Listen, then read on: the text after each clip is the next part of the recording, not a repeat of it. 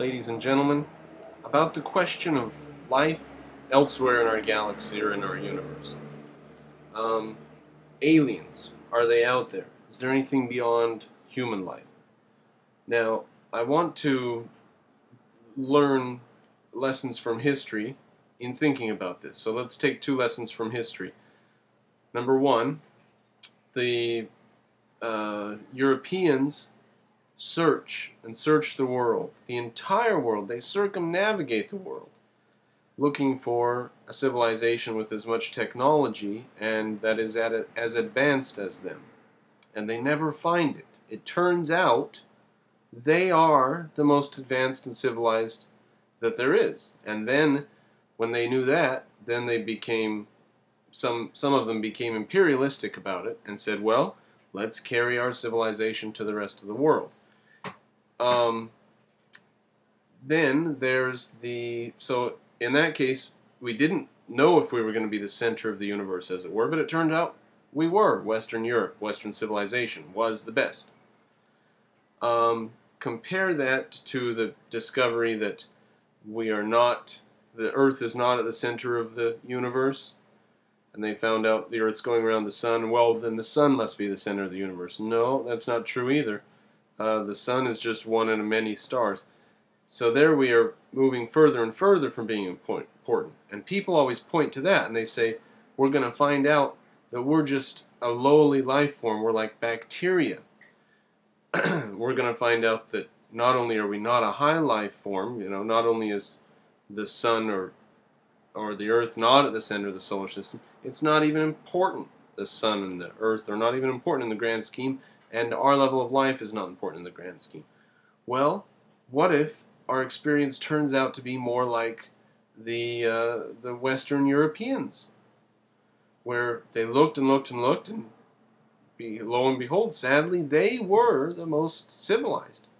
I had this experience when I started learning about ancient Greece. I thought there must be other civilizations that did even greater things, at least here and there, small accomplishments greater. At least some other civilization had to equal the Greeks.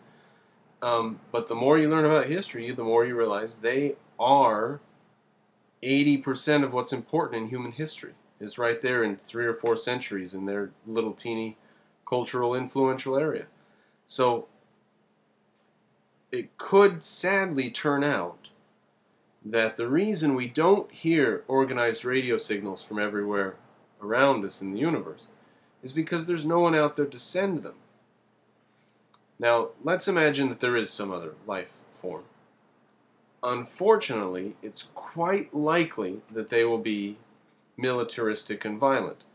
If our own species is any judge at all, when the people meet other people, there's usually a clash.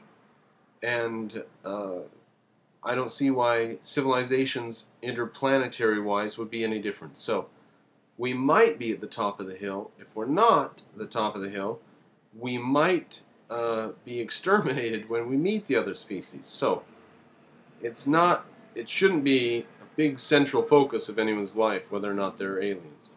We're lucky if we don't come into contact with them in a certain interpretation, because it'd be very, very dangerous and likely detrimental to us if they were able to get to our planet, but we didn't have the technology even to leave our planet. For God's sakes, we're not even on the moon. So, don't worry too much about aliens.